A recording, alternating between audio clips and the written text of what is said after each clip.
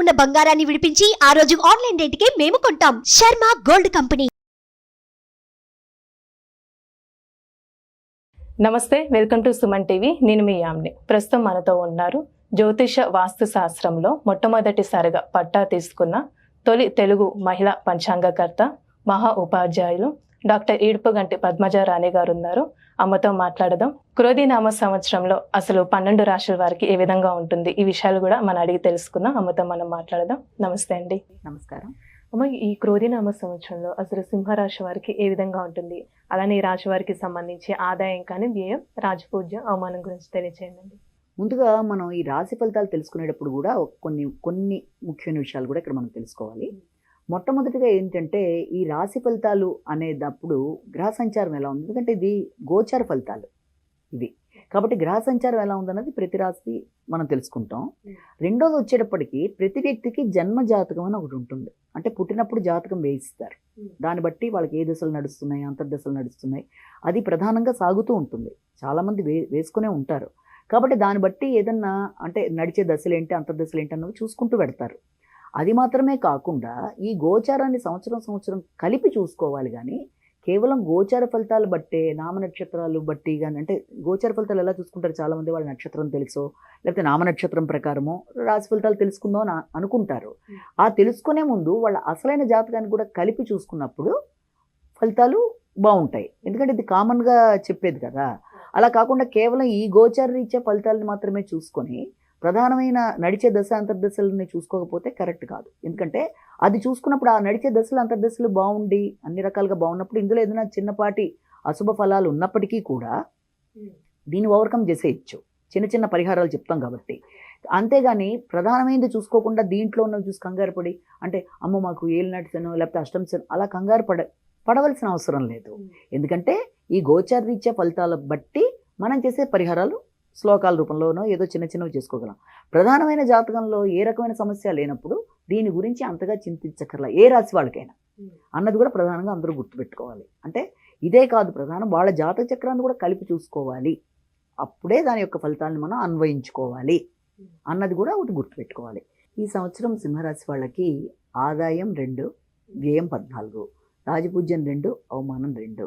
ఇక్కడ ఆదాయం కంటే వ్యయం చాలా ఎక్కువగా ఉంది కాబట్టి వీలైనంత వరకు ఆ వ్యయం దుర్వినియోగం కాకుండా వీళ్ళు తప్పనిసరిగా దాన్ని స్థిరాస్తులకు మళ్లించుకోవడానికి ప్రయత్నాలు చేయాలి.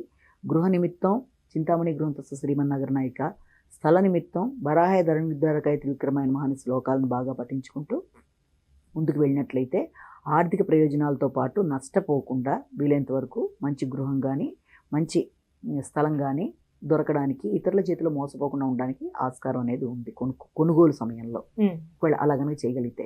ఇక రాజపూజ్య అవమానాలు 2 సమానంగా ఉన్నాయి కాబట్టి వీళ్ళంతవరకు ఇతరులలో దైవాన్ని దర్శిస్తూ ముందుకు వెళ్ళినట్లయితే పుణ్యబలం పెంచుకొని తప్పనిసరిగా వీళ్ళకి ఆర్థికంగా ఆరోగ్యపరంగా ప్రయోజనాలు అనేవి ఉంటాయి. ఇక ఈ సంవత్సరం సింహరాశి వాళ్ళకి ఈ సంవత్సరం ప్రారంభం నుంచి ఈ గురుడు నవమ స్థానంలో, తర్వాత వృషభ రాశిలోకి దశమ స్థానంలోకి వెళ్ళిపోవడం అనేది జరుగుతుంది. కాబట్టి ఈ యొక్క నవమ స్థానంలో ఉన్న సమయంలో కొంత సమయమే అయినప్పటికీ కూడా అది వీళ్ళకి అనుకూలంగానే ఉంటుంది. ఏ రకంగా అంటే అనుకూలం అనేది తండ్రికి సంబంధించి కానీ, పెద్దవాళ్ళకి సంబంధించి కానీ, వాళ్ళ యొక్క సహకారాలు, ఆ సహకారాలతో పాటుగా వీళ్ళకి వాళ్ళ ఆశీస్సులు, వాళ్ళ సహాయంతో వీళ్ళు ముందుకు వెళ్ళడం, ఇలాంటివన్నీ కూడా మనం చెప్పచ్చు. అంటే విద్యాపరంగా ముందుకు వెళ్ళాలనుకున్నా, సంతానం విద్యాపరంగా ముందుకు వెళ్ళాలనుకున్నా, తర్వాత దీంతో పాటుగా వ్యక్తిగతంగా ఒక గౌరవం, ఒక గుర్తింపు, అలాగే ఒక ధైర్యం పెరగడం, ఇలాంటివన్నీ అంటే ఇలాంటివి ఉంటాయి. కానీ కొన్ని విషయాల్లో ఏంటంటే సహకారం మాత్రం ఆశించిన స్థాయిలో వ్యక్తులతో కొద్దిగా తగ్గుతుంది. అయినప్పటికీ పెద్ద తేడా ఏమి ఉండదు, కానీ మొత్తానికి అయితే బాగుంటుంది. కమ్యూనికేషన్ ప్రాబ్లం రాకుండా జాగ్రత్తలు తీసుకోవాలి ఈ కొంచెం సమయమైనా.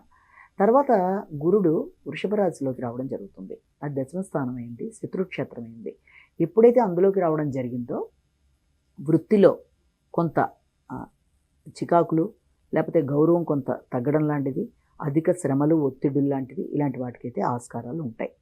ఉన్నాక దాంతోపాటుగా ఏంటంటే మాట విలువ అనేది కొంత తగ్గుతుంది. కుటుంబంలో ఆర్థిక విషయాల్లో కానీ, కుటుంబ వ్యవహారాల్లో కానీ కొంత ఘర్షణాత్మకమైన వాతావరణం అనేది ఉంటుంది. విద్యకు సంబంధించి, వాహనాలకు సంబంధించి మిత్రుల సహకారంతో కానీ అనుకూల ఫలితాలు సాధిస్తారు. అదొకటి. ఇక రెండోది ఏంటంటే వీళ్ళకి ఎప్పుడైతే షష్ఠస్థానాన్ని గురుడు దర్శిస్తాడో అది కూడా నీచైన షష్ఠస్థానాన్ని దర్శించడం వల్ల వీళ్ళకి వీళ్ళల్లో స్వార్థాన్ని వీళ్ళ వ్యక్తులు బయటపెట్టడం ద్వారా కానీ లేకపోతే ఇతరుల స్వార్థం వల్ల వీళ్ళు నష్టపోవడం కానీ జరిగి అగౌరవం అనేది పొందే అవకాశం ఉంది. కాబట్టి వీలైనంత వరకు తొందరపడి వ్యక్తుల్ని నమ్మేటప్పుడు జాగ్రత్తలు తీసుకుంటూ ముందుకెళ్ళాలి. స్వార్థరహితంగా ఆలోచనలు చేయాలి. అప్పుడు తప్పనిసరిగా ఈ ఘర్షణ నుంచి కొంత ఉపశమనం కలుగుతుంది అనుకోవచ్చు. ఇక శని భగవానుడిని తీసుకుంటే సంవత్సరం ప్రారంభం నుంచి చివరి దాకా కూడా సప్తమ స్థానంలో స్వక్షేత్రంలో కుంభరాశిలో ఉండడం జరుగుతుంది. ఈ సమయంలో వీళ్ళకి సామాజిక సంబంధాలు కానీ భాగస్వామి వ్యవహారాలు కానీ లేకపోతే జీవిత భాగస్వామి కానీ వీళ్ళందరితో కూడా అనుకూలమైన వాతావరణాన్ని వీళ్ళు పొందుతారు, అంటే చక్కగా. అయితే కానీ తృప్తి అనే విషయంలో కొంత అసంతృప్తి అనేది తండ్రి యొక్క ఆరోగ్యం విషయంలోనూ, తర్వాత ముఖ్యంగా వ్యక్తిగత గౌరవం విషయంలో కానీ ఆరోగ్య అంశాల్లో కానీ కొంత ఇబ్బంది అనేది ఏర్పడుతుంది. ఆరోగ్యం మీద శ్రద్ధ తీసుకోవాలి, వ్యాయామ ప్రాణాయామాలు చేయాలి. ఇవన్నీ చేసుకుంటూ ముందుకెడితే వాళ్ళకి ఆరోగ్యపరంగా జాగ్రత్తలు తీసుకోవడంతో పాటుగా గృహ వాహన విషయాల్లో కూడా కొంత ఆటంకాలు అనేవి ఏర్పడతాయి. ముఖ్యంగా విద్యార్థులు విద్యాపరంగా ఈ ఇబ్బందులు లేకుండా ముందుకెళ్ళడానికి హనుమాన్ చాలీసా చేయాలి. పిల్లలకు కూడా విద్యాపరంగా అభివృద్ధిలోకి రావడానికి.